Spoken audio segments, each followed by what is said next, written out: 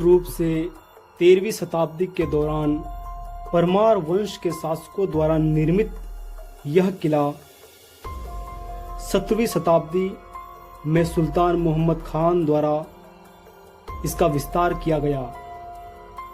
इस किले पर परमार राजपूत और चंदेल वंश के शासकों का शासन रहा। तत्पश्चात यह गोंडवाना साम्राज्य के अधीन आ गया। यह किला राजा संग्राम सिंह के 52 गढ़ों में से एक गढ़ था। महारानी दुर्गावती और उनके पुत्र वीर नारायण के मृत्यु के पश्चात यह किला गोंड राजा चंद्र शाह को मिल गया। उसके बाद राजा चंद्र शाह ने यह किला मुगल सम्राट अकबर को दे दिया। फिर यह किला भोपाल के नवाब के कब्जे में आ गया। फिर इसके बाद इस किले को मुगल साम्राज्य से सिंधिया घराने ने छीन लिया और अपने राज्य में मिला लिया।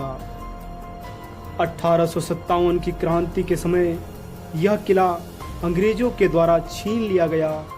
1857 की क्रांति के दौरान सारे क्रांतिकारी यहां आकर जमा हुए थे। तब से अंग्रेज अफसर ह्यूरोज ने इस किले को घेर लिया और उन्होंने अपने आधुनिक हथियारों से किले में स्थित जलाशयों और कुओं को अपना निशाना बनाया और उसमें तोप के गोले बरसाए, जिससे जलाशयों का पानी जहरीला हो गया। जो कि क्रांतिकारी यहाँ जमा हुए थे वह प्यास से व्याकुल हो गए और किले से निकलकर नदी की तरफ भाग गए, जिसके कारण यह किला अंग्रेजी सैनिकों के कब्जे में आ गया। तब से यह किला अंग्रेजी सरकार के अधीन रहा। वर्तमान समय में यह पुरातत्व विभाग भारत सरकार के अंतर्गत आता है। तो चलिए देखते हैं भारतीय इतिहास के महत्वपूर्ण पलों को अपने में समेटे इस महान किले के इतिहास को करीब से। नमस्कार साथियों, स्वागत करता हूं आपको एक और ऐतिहासिक वीडियो के अंदर। अभी मैं हूं मध्य प्रदेश के सागर जिले से 35 किलोमीटर की दूरी पर उपस्थित राहतगढ़ किले के अंदर। ये एक बहुत ही ऐतिहासिक और महत्वपूर्ण किला है। तो चलिए देखते हैं इस ऐतिहासिक और महत्वपूर्ण किले को। ये देखिए, यहाँ पे आपको पहला गेट देखने को मिल जाएगा, जहाँ पे छोटे छोटे रूम्स आपको देखने को मिल रहे हैं दोनों तरफ। ये थे सैनिकों के बैठने की चौकियाँ, जहाँ पे सैनिक बैठ करके इस किले की पहरेदारी किया करते थे, इस गेट की सुरक्षा किया करते थे। और जैसे ही आप यहाँ से अंदर प्रवेश कीजिएगा, घूमने के बाद आपको ये पूरा गैलरी देखने को मिलेगा, जहाँ आपको सेकंड द्वार देखने को मिलेगा। तो ये पूरी सुरक्षा की दोस्तों व्यवस्था जो थी वो बनाई गई है, जहाँ पे यदि कोई आक्रमण करता है सैनिक और सेना तो उसको यहीं पर रोका जा सके। इसीलिए संरचनाओं को इतना घुमा करके और जटिल बनाया जाता था किलों के अंदर। और ये देखिए, यहाँ पे आपको इस किले का लगभग दूसरा द्वार देखने को मिलेगा। और इस किले में लगभग 5 ऐसी गेट हैं, जिसके माध्यम से इस किले को बहुत ही सुदृढ़ सुरक्षा प्रदान की जाती थी। यहाँ जैसे आप आइएगा तो दूसरा द्वार क्रॉस करने के बाद में ये देखिए आप इस किले का परिदृश्य। ऊपर कितनी ऊंचाई पे आपको इसका किला का जो प्रथम झलक है, जो प्रथम दृश्य है, वो आपको देखने को मिल जाएगा। और नेचुरल जो पहाड़ होता है, नेचुरल जो पत्थर होता है, चट्टाने, उसके ऊपर इसको बनाई गई है। देखिए अब इसके बेस को ध्यान दीजिए, ये नेचुरल पत्थर के ऊपर इसको बनाया गया है ऊपर इस किले को। तो अब हम आ चुके हैं साथियों इस किले के तीसरे द्वार पे। ये देखिए कुछ इस प्रकार से बना हुआ था इसका सेकंड द्वार। और यहाँ से पूरी तरह से घूमने के बाद हम इस किले के तीसरे द्वार पे पहुँचते हैं। और यहाँ पर भी उसी प्रकार की चौकियाँ देखने को मिल जाएगी आपको। ये देखिए थोड़ा सा इस चौकी में आप अगर अंदर चलिएगा तो वो था साथियों सामने वाला प्रथम गेट। यहाँ से प्रथम गेट से ही जैसे कोई व्यक्ति अंदर आता है तो यहाँ बैठे हुए सैनिकों को उसके ऊपर नजर रखने के लिए और उस पर वार करने के लिए समय मिल जाता है।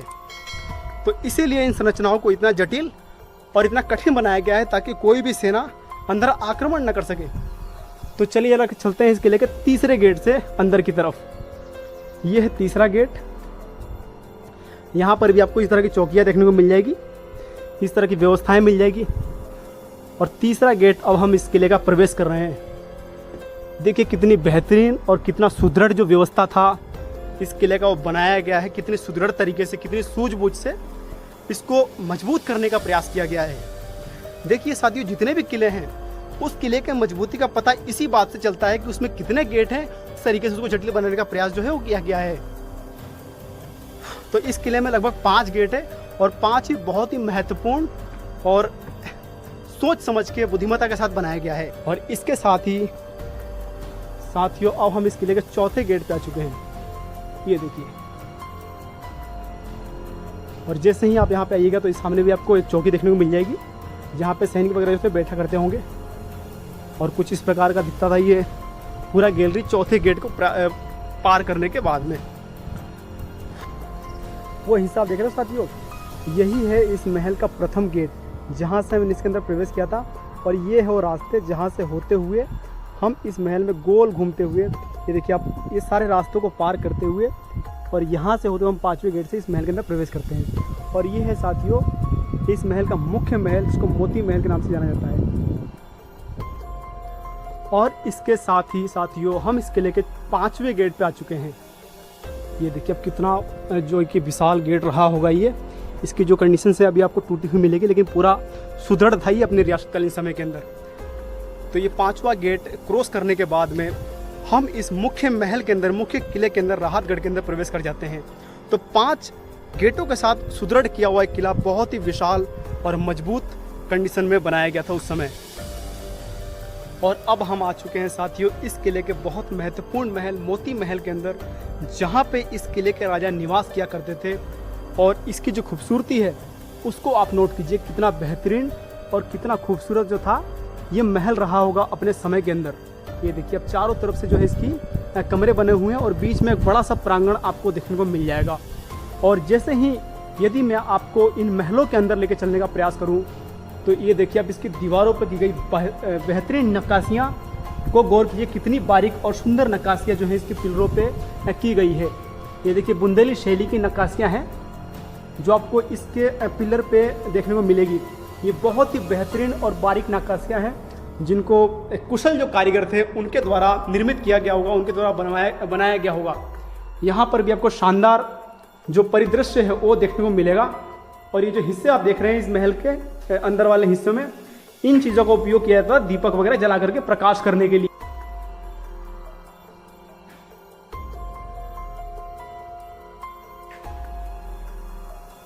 ये देखिए साथियों, यहाँ पे कितनी बेहतरीन और खूबसूरत जो फूल वगैरह हैं उनकी आपको आकृतियाँ देखने को मिल जाएगी। बहुत ही महत्वपूर्ण जो काम होते हैं वो किए गए हैं पत्थर के ऊपर। और ये कोई सामान्य काम नहीं है साथियों, ये पत्थर को बारीक तरीके से जो उगेर करके और उनके ऊपर ये आकृतियाँ जो है वो बनाई गई है। ये फिलहाल इस समय में, अभी के वक्त में इस तरह की चीज़ें बनाना संभव नहीं है। इनको कहा जाता है बुंदेली शैली। और इस प्रकार की जो कारीगरी थी वो करने वाले कारीगर अब नहीं रहे हैं। साथियों इस झरोखे पे जो की गई बारीक कारीगरी है उसको आप नोट कीजिए। ये कोई मामूली और सामान्य कारीगरी नहीं है दोस्तों, ये हाथ से पत्थरों के ऊपर उगेरी गई कारीगरी है जिसको बनाने के लिए बहुत ही कुशल कारीगरों की आवश्यकता पड़ती है। और ये बहुत ही मेहनती काम होता है जो आज के समय में इस तरह की कारीगरी जो है वो संभव नहीं है। इस तरह के कारीगर अब विलुप्त हो चुके हैं। महल के इस रूम में जैसे ही आते हैं तो यहाँ पे इसकी दीवार पे गौर कीजिए आप, ये उसी समय की बनाई हुई बेहतरीन जो पेंटिंग्स वगैरह है, चित्रकारी है, वो आपको देखने को मिल जाएगी, जो बहुत ही बेहतरीन और खूबसूरत पेंटिंग्स वगैरह है। और यहाँ देखिए जो इसकी जर्जर अवस्था है उसको भी आप नोट कर सकते हैं।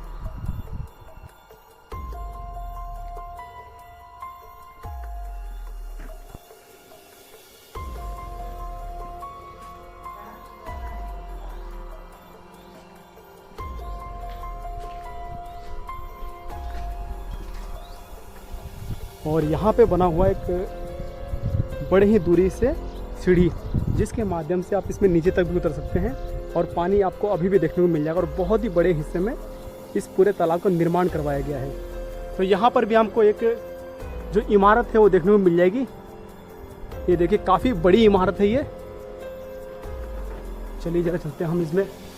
अंदर की तरफ। ये साथियों उस समय के जो मुख्यमंत्री वगैरह थे, जो मुख्य लोग थे, उनके मुख्य महल जो था वो हुआ करता होगा, मुख्य हिस्से हुआ करते होंगे महल के। ये देखिए आप, कुछ इस प्रकार से दिखता है ये अंदर से ये इमारत। शानदार 2 मंजिला 3 मंजिला इमारत है ये। शानदार पत्थरों की जो डिजाइन्स वगैरह है वो देखने को मिल जाएगी। शानदार नक्काशी बुंदेली शैली की इस तरफ भी 2 मंजिला इमारत जो है वो बनी हुई है, और बीच में बहुत ही प्यारा सा जो आंगन है वो देखने को मिल जाएगा। और सामने की तरफ इसकी बनी हुई है गेट पर सुरक्षा की सारी व्यवस्थाएं। ये जो बिल्डिंग आप देख रहे हैं दोस्तों, इसे कहा जाता है बादल महल। यहाँ पे ही राजा बैठ करके अपने मंत्रियों के साथ में जो वार्तालाप थी, जो नीतियाँ थी वो बनाया करते थे, और आम जनता की समस्याओं को सुन करके उसका फैसला सुनाया करते थे यहीं पे, इसी इमारत के सामने, इसी इमारत में। तो ये बहुत ही महत्वपूर्ण महल है इस किले का। इसको बादल महल कहा जाता है। और देखिए कितनी दूर जो है कि आके बनाया गया इस महल को। तो चलिए जरा चलते हैं इसमें अंदर की तरफ और इसकी संरचना को थोड़ा समझने का प्रयास करते हैं हम। ये देखिए गेट वगैरह इसकी, और शानदार जो मजबूती है वो आपको देखने को मिल जाएगी। तो कुछ इस प्रकार का है ये बादल महल। ये देखिए, और सामने आपको एक रास्ता दिख जाएगा अंदर जाने के लिए। और ये टॉप वाला हिस्सा देख रहे हैं आप, यहीं पर राजा बैठा करते होंगे और वहां से अपना फैसला जो था वो आम जनता को सुनाया करते होंगे। और अभी हम साथियों बादल महल के पिछले वाले हिस्से में आ चुके हैं, और अब हम चलते हैं फांसी घर की तरफ। यहाँ पे जो आपको ये इमारत देखने को मिल रही है, इसे कहा जाता है फांसी घर। यहीं पे कैदियों को उनकी सजा सुना करके फांसी दी जाती थी। ये देखिए, ये है साथियों फांसी घर उस समय का। और ये देखिए खाई वगैरह जो है वो हो चुकी है इसके अंदर। और यहाँ से जो है इस पूरे फांसी घर को आप देख सकते हैं। ये देखिए आप, और ये है साथियों सामने वाला बीना नदी का बहुत ही खूबसूरत दृश्य, जो इस किले को प्राकृतिक सुरक्षा प्रदान करती थी। और चारों तरफ जो बेहतरीन आपको प्राकृतिक जो नज़ारा है, प्राकृतिक जो सुरक्षा है वो आपको देखने को मिल जाएगी। ये जो आप पहाड़े देख रहे हैं, आप पहाड़ जो दूर दूर फैले हुए हैं, ये पहाड़ इस किले को प्राकृतिक सुरक्षा प्रदान करते थे।